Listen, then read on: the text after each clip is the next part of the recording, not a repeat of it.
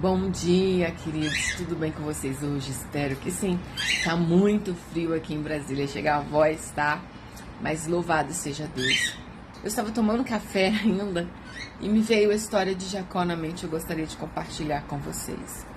A família de Jacó, né, seus pais, nos ensina muito. É uma história muito tremenda e nos ensina demais. Tinha a mãe, Rebeca, apaixonada pelos seus filhos, mas ela gostava mais. Apesar de quando ela estava grávida, ela ouviu de Deus que o maior serviria ao menor. Ela não deve ter entendido muito bem porque naquela época o mais velho herdava o controle de tudo que a família tinha, ele se tornava o patriarca, né? Depois disso o pessoal teve uma época que o filho mais velho recebia a porção dobrada, né, da herança. Hoje não é assim, hoje é porções iguais. Glória a Deus por isso. Mas o que eu quero te dizer nessa manhã, queridos, aquela mãe, ela amava mais Jacó do que Esaú. Ela não gostava das atitudes do seu filho mais velho, que herdaria tudo. Então o que ela fez?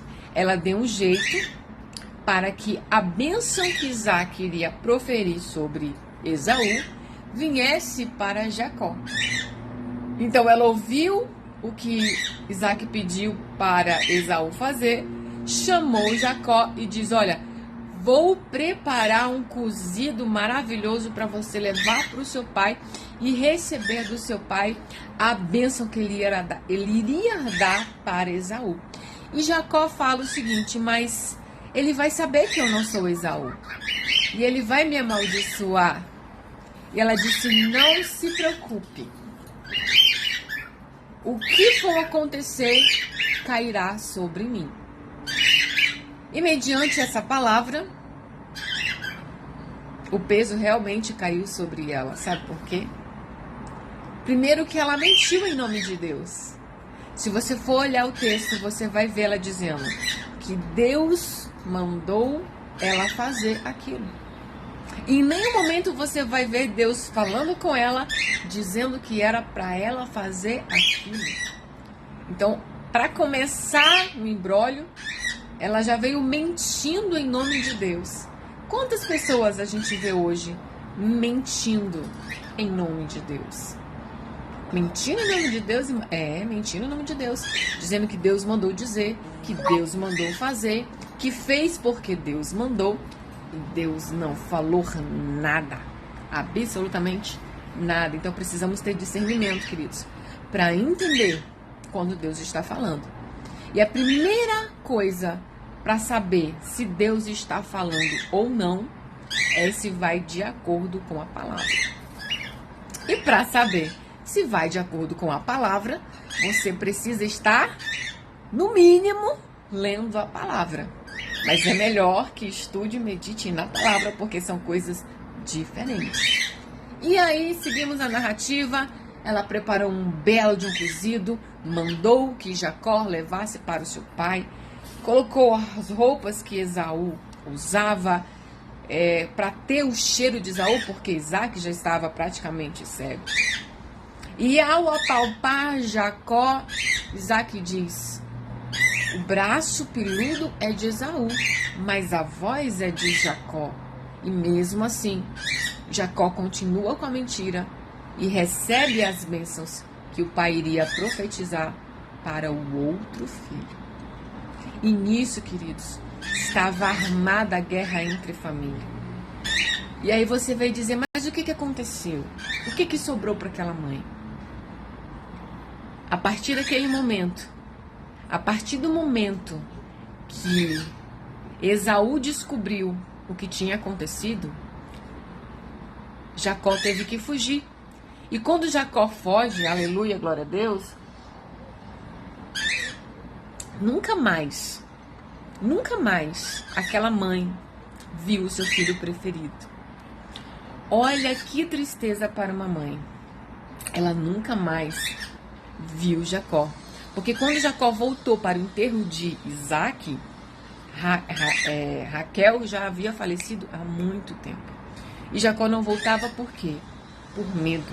Então esse foi o castigo para aquela mãe, em profetizar dizendo que Deus mandou fazer. Queridos, tudo tem uma consequência. E seguindo a narrativa, Jacó vai parar na casa do seu tio Labão, se apaixona por Raquel e trabalha 7 anos para ter Raquel, e tem quem? Tem Leia. Ou seja, começou a recompensa de Jacó em enganar o pai, enganar o irmão, roubar a bênção do irmão, né? E aí quando ele descobre, ele não está com Raquel, ele está com Leia, ou Lia em algumas versões. Ele trabalha mais 7 anos para ter Raquel. E todo nessa narrativa, se você for ler direitinho nas vírgulas, você vai ver que Jacó estava sempre sendo enganado pelo seu sogro. Raquel também mentia para Jacó. E elas duas estavam ali sempre competindo para ter o amor de Jacó, para ter a atenção de Jacó. Mas Deus era com Jacó, porque o Senhor prometeu a bênção para Jacó ainda no ventre da sua mãe. E o que Deus te promete, queridos, não vai ser anulado pelas tuas faltas de caráter. Mas as tuas faltas de caráter vão sempre te cobrar ao longo da tua caminhada. Então eu te digo nessa manhã, eu não sei o que você fez, eu não sei o que você está fazendo, mas preste atenção na sua história, na história dos seus pais. Como foi a tua vida na casa dos seus pais? Como é a tua vida na tua casa nova, no meio da tua família, com o teu cônjuge? É possível mudar? Sim, é possível mudar. Porque hoje nós entendemos como não repetir os padrões tóxicos que herdamos dos nossos pais, que herdamos da nossa família de origem. Podemos quebrar isso em nome de Jesus. E queridos, essa história, ela é tremenda. Se você continuar vendo, Jacó estava sempre sendo enganado, mas ele também tinha a tendência a enganar. Mas pela aliança que ele também fez com Deus, Deus o abençoou poderosamente, porque ele já tinha a bênção que Deus proferiu quando ele ainda estava no ventre. Ele era filho da aliança de Isaac, porque Isaac era temente a Deus. Esaú não era. Esaú fez tudo que Deus não gostava, mas como ele era filho de Isaac, ele tinha a porção dele. E no dia que o Senhor teve um encontro com Jacó, mudou o nome dele para Israel, disse: tu não és mais enganador, porque lutaste com Deus e prevaleceu. Essa é uma história muito linda, que precisamos entender na vírgula, porque Deus nos ensina até nas vírgulas, queridos.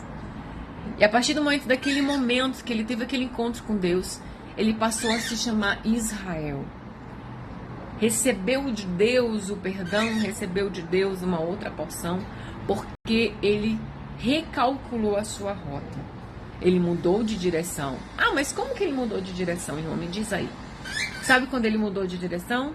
Muitos falam que ele foi covarde, mandou uma mulher para um canto, outra mulher para outro canto, os servos para outro canto. Não, Jacó, ele era muito esperto, ele era estrategista.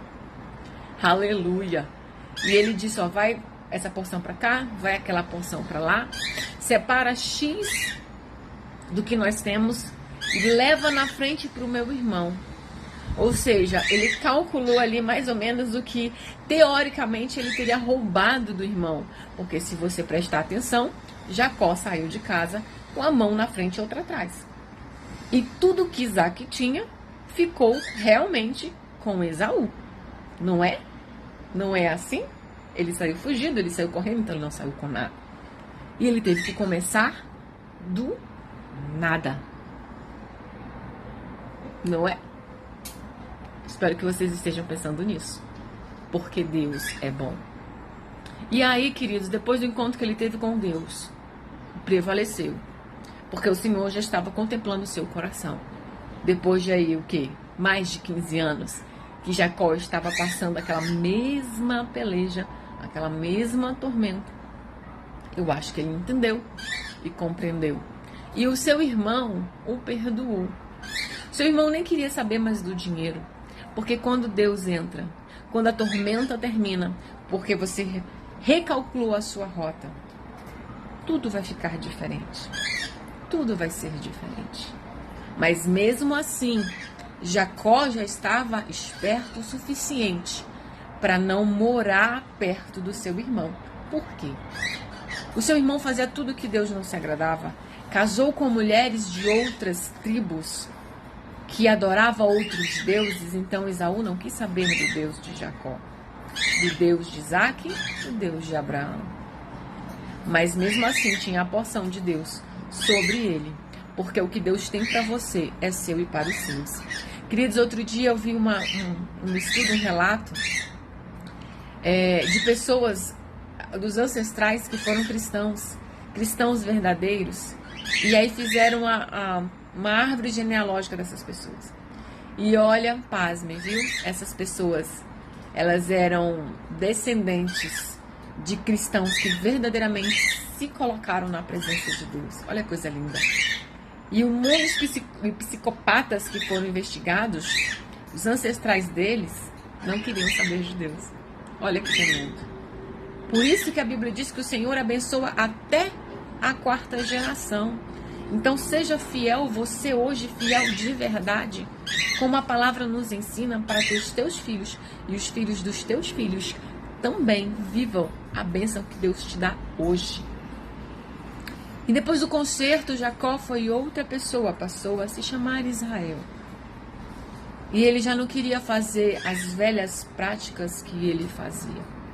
Mas mesmo assim, Jacó ainda tinha falhas em seu caráter. Ah, mas como que Jacó tinha falha no seu caráter se Deus já mudou o nome dele para Israel? Ele tratava os filhos de forma diferente. Ele fez exatamente o que o pai dele fez com ele. Porque Jacó era o preferidinho da mamãe e Esaú era o preferidinho de papai. Era o preferidinho de Isaac, porque era um homem forte, truculento, caçador. Então a masculinidade de Esaú, e por ser o primogênito, alegrava mais o coração de Isaac. Já o jeitinho pequeno, franzino, estava sempre pela cozinha fazendo pão, porque ele cozinhava, assim diz o texto, se tornou o preferidinho da mamãe. E quando temos filhos preferidos, queridos, tratamos inconscientemente de forma diferente. E assim Jacó fez com seus filhos. Ele teve 12 filhos e ele não os tratou da mesma forma. Porque a Bíblia vem nos dizer que quando nasceu José, o filho da sua velhice, mas era o filho da mulher que ele amava, ele tratou de uma forma extremamente diferente dos filhos anteriores. E isso fez o quê? Provocou o quê? A ira, a raiva, a inveja e a revolta dos irmãos, a ponto de quererem a morte do irmão mais novo. E aí você vai dizer, mas a Bíblia diz que José, ele contava, ele fofocava o que os irmãos faziam. É óbvio, ele era um adolescente, queridos. A Bíblia vem nos narrar que quando eles jogaram ele no poço, ele tinha apenas 17 anos. Qual é a maturidade de um ser humano de 17 anos? Eu tenho um filho hoje de 17 anos, ele parece uma criancinha. Louvado seja Deus por isso. Qual a maturidade de uma pessoa de 17 anos tem? Mas era o quê? Eles viam a diferença de tratamento. Os mais velhos cresceram na lavoura, cresceram trabalhando. Com certeza não tiveram a carícia do pai. Eles tinham falta de afeto. E aí eles viam Jacó dando todo esse afeto que não deu a eles para José. A túnica colorida foi o fim da picada. Então aprenda, se você tem mais de um filho, trate-os da mesma forma. É claro que aqueles que se achegam mais, são mais achegados, ou muitas mães dão mais atenção para aquele filho que é problemático, e ela diz que só dá mais atenção porque ele é problemático e ela precisa proteger. Tem isso também? Tem.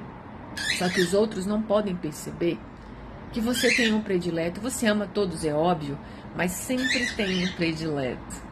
Eu sei disso porque eu lidei isso na minha casa. Somos eu e mais 2 irmãos. E são 2 mulheres e um homem. E eu sempre via minha mãe com todo o xodó com meu irmão, e eu e a minha irmã, nada. Mas faz parte da vida. Eu aprendi a lidar com isso e não invejar o meu irmão. Porque eu sempre tive comigo o controle dos sentimentos, das emoções, elas dependem de mim. Os outros podem fazer o que quiserem, mas a minha resposta é da minha responsabilidade. E por essa quem pagará sou eu. Então eu sempre estive com esse pensamento mesmo antes de vir para Cristo. E eu creio que já era a mão de Deus trabalhando na bonitinha aqui. Porque Deus é bom em todo o tempo. Então, queridos, aprenda com essa família, aprenda com essa história. Não coloque Deus nas tuas emoções, nos teus sentimentos. Você quer uma coisa e diz, foi Deus que deu. Já vi muito no meio dos crentes, sabe o quê? A pessoa quer fazer alguma coisa e ela não quer ser questionada, ela não quer que ninguém brigue, e ela diz, Deus mandou fazer. Aí todos ao redor se calam, mas na verdade, Deus não mandou fazer e a conta vai chegar. Por quê? A conta sempre chega, a conta sempre chegará. Então, a partir de hoje, a partir do momento que você assistiu esse vídeo, reflita sobre a sua vida, reflita sobre as suas emoções, reflita sobre as suas intenções e creia, Deus não tem o culpado por inocente. Deus não mente, Deus não erra, Ele te conhece. Ele te conhece mais do que você mesmo. E Ele sabe todas as intenções do teu coração. Por que você fez isso? Ah, porque eu queria aquilo, mas Ele contemplou a intenção do teu coração. Então não adianta fazer algo para alguém, esperando que alguém te dê algo que você quer e dizer que você fez aquilo para Deus. Porque Ele sabe que não foi. Para Deus não se mente, de Deus não se foge, de Deus não se esconde. E por mais errado que você esteja, Deus não vai se escandalizar com o teu erro. E se você confessar, pedir perdão, Ele vai te perdoar. Mas para que esse perdão, queridos, do teu coração seja genuíno, você precisa se arrepender.